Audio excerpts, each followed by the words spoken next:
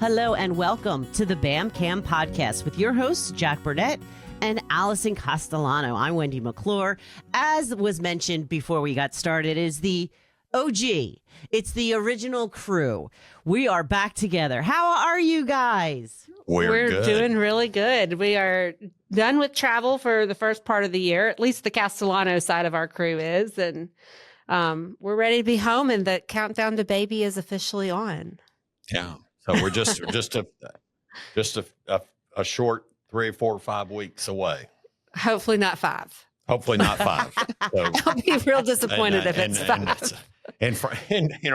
And Allison, I'm not sure you should get much bigger. So I don't know if there's room to get much bigger, but Allison is about ready to pop. So yeah. Hopefully it won't be in the next 30 minutes.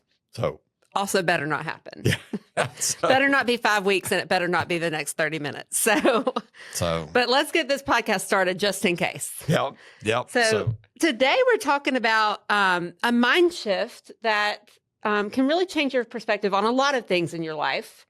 And it's based on a book that I've been reading called The Let Them Theory by Mel Robbins. Have you heard of it? Yes, I've heard of it. and actually it's a very interesting book. Mm-hmm. And I will tell you, it is, when I have, in my reading, I think it's almost like I read this book 25 or 30 years ago. Yeah. When my life was at a crossroads as far as coming to grips with my needing to live a sober life. Yeah. So it reminded me a lot of the lessons that I have learned in my sobriety journey. Yeah. Which are good lessons. They're good lessons. And, I probably should have, I don't think this book was around when I was still teaching. I think it's a pretty new book, but I probably could have used some of this in my teaching days too. But you definitely stressed out. Yeah. And a lot, it would have helped you. It would have helped me. But today we're going to talk about how the let them theory, you can apply it to your personal life, your financial life, to create a more peaceful mindset. And, and those of y'all that are regular listeners of the podcast, remember that we advocate trying to aspire to a life of peace and happiness. Mm-hmm. And that comes from pursuing a life of wellness on multiple dimensions. Mm-hmm. Certainly financial wellness, which we can help you with, but also physical wellness, emotional wellness, spiritual wellness. All of those are I think, contributors to being able to live that kind of life that where you have peace and happiness. Yeah. And I think this kind of really pulls the emotional side of things together, because money is emotional. Oh, there's no doubt about it. But let's talk about what the Let Them Theory is. It's from Mel Robbins, who is a popular podcaster, author, motivational speaker. And it's just essentially letting other people be their authentic self, make their own choices without letting their opinions control you. I mean, everyone has opinions and choices that they make in their life. And sometimes we let other people's opinions dictate how we feel. Correct. And, you need to live your life and, Mm-hmm. and not worry about what the others say, do, think. And sometimes that's easier said than done. But when you can kind of step back and say, let them. Mm-hmm. Let them have this opinion about me. Let them make that decision for their life. Let them do what they want to do. Right. So, all of this means that you don't have to explain yourself mm-hmm. necessarily. And, you need to make what's the best decisions for you and your family, mm-hmm. and perhaps in conjunction with your spouse or partner. But you don't have to defend those decisions, and you don't have to justify them, and you don't have to explain them to someone else. You need to make the decisions that are best for you. Mm-hmm. And you focus on what you can control mm-hmm. and not what you can't control. So there's things that are beyond your control that you can't, manage. And so when you focus only on those things that you can control, it becomes a better, say, a blueprint for your emotional freedom. Yeah. By doing that, and it gives you the confidence that knowing that the decisions and your actions that benefit you will be what really has the effect, and not what others think, not what. Exactly. Because we can't change other people. Correct. It's really hard to change other people. But when you focus on you and you let other people be who they are authentically inclined to be, it is really a peaceful place to be in your mindset. So, and I think this is crucial for financial wellness that we try to help people with, because, our financial lives are personal and they're unique to us. Yeah. But they're influenced by external opinions. And yeah, I've kind of fallen prey to that a little bit in my life. I think social media is a place where social media is awful. It is awful. And we use social media, but it really can be it can be bad. And if it stresses you, then it's time to take a step back. Correct. Yes. And not let it control your life or your decisions, or that if you're making decisions based on what you think would play well in social media or whatever, that's the wrong motivation. Yeah. Well, it used to be keeping up with the Joneses used to be just like your neighbors who lived around you. But now it's everyone that you see online. And, when you just feel pressure to keep up with your friends who are spending maybe more lavishly than you are, and family members, and that can be really hard sometimes. Well, one thing I thought a sentence in the book that Mel Robbins said that it stuck with me is, comparison is the thief of joy. It is. Yeah. And, we're not sitting here trying to live our life compared to others. It is what's important to you and your family. And, and to a certain extent, it does come into coworkers and things of that nature, but not to your 800 Facebook friends. Yeah. So they for the most part don't matter. Yeah. And whether it's Facebook or TikTok or LinkedIn or X or any of the platforms, of those.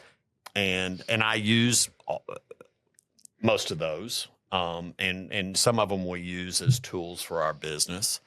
But we and we all tend to fall prey in getting excited about the number of likes or whatever. Yeah. But that's really not particularly healthy. Yeah. No, it's normal, but it's not normal, healthy. but it's not healthy. And so that's one of the places where technology has not been necessarily our friend. But, where the let them theory steps in here is like, let people spend lavishly. Let them have a new car. Let them go on that Disney World trip. Let them do what they want to do without you feeling that you have to do something that matches. Exactly. Because you can't control that.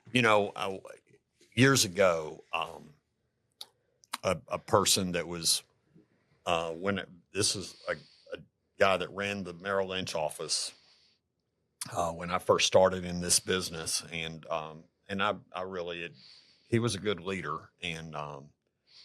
But he said, live like no one else today, so you can live like no one else tomorrow. I love that. And it is, it really meant, trying to, for those of us that were in the training program at Merrill Lynch and trying to start out and build a business in this industry, to, be careful, make sure you're living, kind of carefully because you're starting out, not making a lot of money, and and that sort of thing. But to do the right things and make the right decisions along the way, as far as that was the context that he was saying. But it's good advice, I think. And without this, he didn't have the let them theory in his head when he did that, but he was kind of saying, let other people live how they want to live, and you live how you need to live. Correct. So that you can live the life that you want to live later. Well, and the thing is, life throws us curveballs, and life is not fair. Sometimes it feels like it's fair, but really life is not fair. And the expectation that it should be fair is really just setting you up for suffering that when reality doesn't align with that belief of fairness. Yeah. So, and life won't always align with that belief of fairness. That's true. Sometimes it might, but it might be just coincidental. Yeah. So let's talk about the let them theory. There's two pieces, right? Yep. There's the let other people be who they are, make their own choices, have their own opinions. And let me focus on me being me. And let me focus on me being me. Yeah. And so when I was reading this book, I thought about some examples in my life where I could have applied the let them theory that would have helped me kind of block out some noise. Not only in my teaching life, but also in my personal financial life. So, we have an older house. Adrian and I bought our starter home in 2019, and it's been a great home for us. When we bought it, we envisioned we would bring our kids home to this house, but we also bought it knowing it didn't have a bathtub, which is not conducive to bath time with toddlers and babies. And so we bought it thinking we're probably down the line going to do a bathroom remodel. Correct. And after Laura was born, she was about a year old, we were in the steps of working towards our first embryo transfer, I think, for baby number 2. And I got in touch with a couple of local contractors for quotes on what can we do in this bathroom for a bathroom remodel. And let's put a tub in because, I just envisioned bathing kids together in a tub. And I was quoted, I think it was like $30,000 from the first contractor, and it was like $27,000 and change from the second contractor. So the quotes weren't far off, which tells me it was probably fair quoting. And I kind of, sat and wallowed in this. I can't believe they're quoting me $30,000 for a bathroom remodel. All I really want is a tub. But now with this framework, this let them theory framework, I can sit back and say, let them quote me $30,000. That might be the fair labor and market value for a bathroom remodel. But let me and Adrian, because we work together as a team, decide what's best for our family. And ultimately, we decided that you spent $30,000 on IVF. We did. We spent more than $30,000. A lot more than 30. But we decided that was not where we wanted to spend $30,000 right now. Right. We had other priorities, and we've made do without a bathtub for 2.5 years now, and we can make do without a bathtub for a little bit longer. Right. So, well, because one of the things that y'all have committed to is trying to live within your means, and which is smart, which is following that adage of, perhaps live like no one else today so that you can live like no one else tomorrow. Yeah. But living within your means to make sure you don't dig yourself holes and that sort of thing, it means that you haven't taken a family trip to Europe. We have not yet. And on that and so forth. So you are trying to live responsibly and do that. And you get great satisfaction out of that, which you've shared on your money dates. Yeah. And with some good, some bad on the on those, but you've been transparent with that. But that's a good experience for y'all in doing that, and it gives you confidence. Yeah, and it essentially gives you a greater chance of having peace in your life and happiness. In your marriage and in your family life by doing so. Yeah, and so now we can look back on that experience, and it was good to to meet some contractors and get those quotes, but we feel very confident where we are, and we can. And you may still do that down the road. We might do it down the road, but right now that's not our priority, and that's okay. We've moved on. And it might be 35 by then. It might be. which is okay. Yeah. You kind of now know what the ballpark of a bathroom remodel would be with at the scope that you were talking about. Yeah. So, which is basically a gutting and redoing. Redoing, yeah. Of that bathroom. So, same thing about, it's real easy to find yourself comparing, your driveway and your older paid off cars Yep. to the driveway next door or across the street Yeah. that has, two less than 2-year-old cars, brand new, expensive, maybe BMWs or Range Rovers. It's not a knock on those cars or whatever, but you don't want to ever get yourself in the thing of saying, well, how do they get to drive those cars? And you're driving a blessing. We are driving a blessing. I saw something once online somewhere. This is where social media was a good thing. It said, it's a beater. If you're driving a beater, it's a blessing, not a beater. Yeah. Or something like that. And I thought, that's such a good way to put it. But, I know you enjoy not having any car payments and things of that nature. So one thing that I think is funny, it comes up a lot. I'm in this Facebook group for moms in our area. And a lot of times I see people post, we're expecting a baby. I need to get a mom car. What are your recommendations? And every time I see a post like that, I'm like, gosh, what are you doing with your life? Like, you're going to, just because you're having a baby, you're going to go get a new car. Babies are expensive already. And now you're going to get a new car. And I don't know everyone's situation. And they maybe they can pay cash for a car and not have a car payment. I don't know. But let them. Let them. Yep. That's exactly, when I was reading this book, that was what I thought about too. I was like, you know what? Every time I see a post like that, let them go get a new car if they need a mom car. Let me continue driving my car that's paid for. And, it's maybe a little small for our family and might be small when we add a second child and a second car seat in there. I don't know how we'd pack it up for a trip to the beach, but we'll figure it out. Right. We always do. Right. And, and I think the same thing goes true when you see, and you see somebody's social media post and they've done this, wonderful, fabulous trip.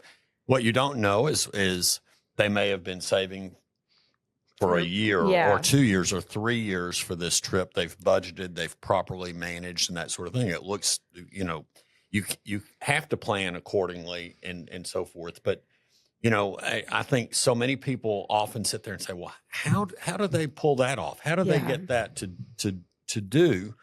And they may have just run it up on credit cards.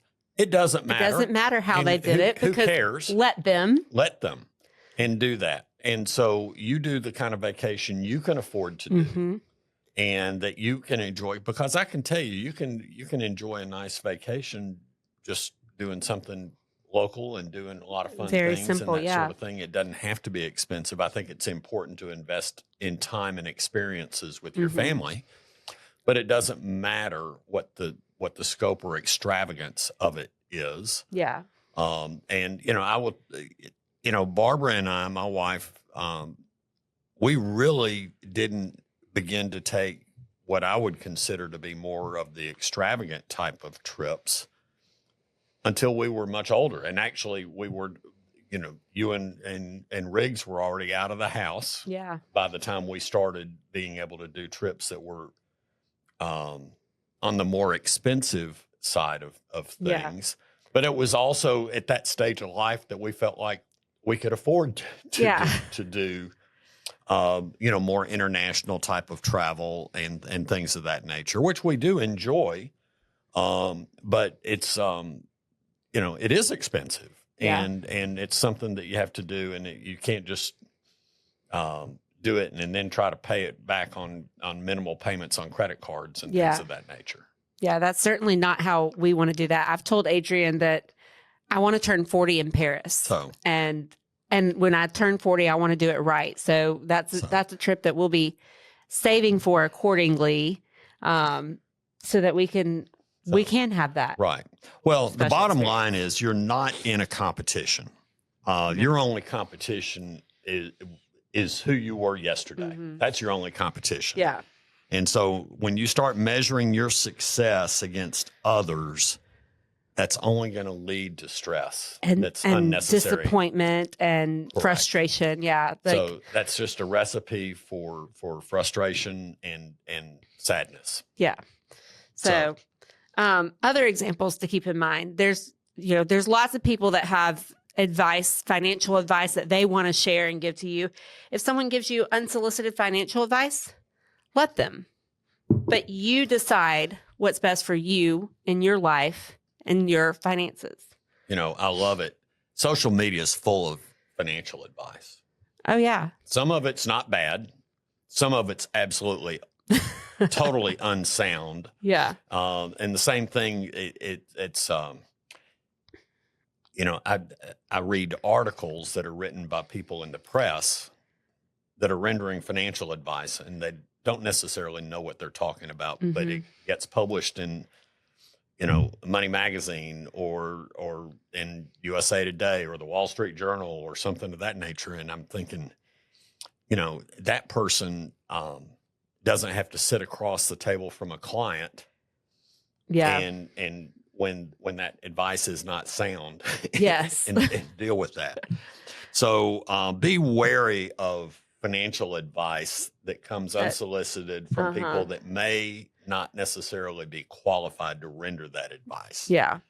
And that's just something to be wary of. Yeah, something to be wary of. If someone questions whether you rent or buy, let them. Yeah. You doesn't make matter. a housing You have to decision that makes sense for you. Absolutely. And what you need to be able to do. And, and it's harder in this day and age right now to be a homeowner. Yeah. We've talked about that on previous episodes of the podcast, the difficulties in homeownership with higher interest rates and the higher housing costs it's, some people just don't have a choice, but it's just, and then also rents have gone up. Inflation has been very challenging in this arena. But same thing, whether you're leasing or buying cars. Yep. You need to really analyze and do that, but make the decision that's best for you. Exactly. Not one that's driven by other people's peer pressure. opinions. Yeah. Correct. Yeah. So I think another thing that's important here is when you're in a relationship or a family, that you be on the same page. Here. And that's where Adrian and I have really advocated for money dates. It helps us stay on the same page and it helps us stay aligned, because I probably, going back to my bathroom remodel story, I probably would have been the one to pull the trigger. I would have said, where do I sign? But, I have to work as a team because that's what our marriage is. And we sat down and we talked about it and we made the decision that was best for both of us. Well, and his discipline has been good for you. Yeah. Because my discipline didn't work very well on you. We've talked about that. Yeah. And I've thrown you under the bus on the podcast before. My lost decade of the 20s. But it's working together with your partner is so satisfying. And when you can, even through this lens, the let them theory, you can still find a lot of peace and satisfaction making the decisions that are best for you and your partnership. Correct. So I think it's all good. So, if you want to pursue reading this book, it's available everywhere. I bought it on Amazon and read it on my iPad. Yeah. So it's out there. It's a good book. It's great from the standpoint of helping you to maybe step back and look at yourself objectively, and potentially, say, what are things that I can do to improve myself, to improve my level of stress, to, increase my happiness and satisfaction in life, which is a good thing. Yeah. So It did remind me a great deal of the lessons I learned very early on in my sobriety journey of learning to trust God's will and letting go the serenity prayer that is said at rehab and at every AA meeting and so forth applies here. Yeah. And that is, God grant me the serenity to accept the things I cannot change. That's the let them. Yeah. The courage to change the things I can. That's the let me. And the wisdom to know the difference. And that's the stepping back and taking a look at the bigger picture. Yes. So anyway, it reminded me a lot of that. Yeah. As I was reviewing this material. So. Yeah. And it's not a finance book. It really is just kind of a personal, emotional wellness. But it does definitely apply to financial wellness. Yeah. And so we do recommend it. It's a good book and it's a good thing to do to kind of step back and say, where do I fit in this type of world? Yeah. And particularly in this world where we have so much social media out there. And I think it will help you kind of take a step back, look at the bigger picture, and feel more confident in your own financial journey as you make the decisions that are best for you. Yeah. So if we can be of further help to you on this, I hope you'll reach out to us at info@eaterfw.com. That's ITER. And of course, our firm is Eater Financial Wellness. You can find it on our website, eaterfinancialwellness.com.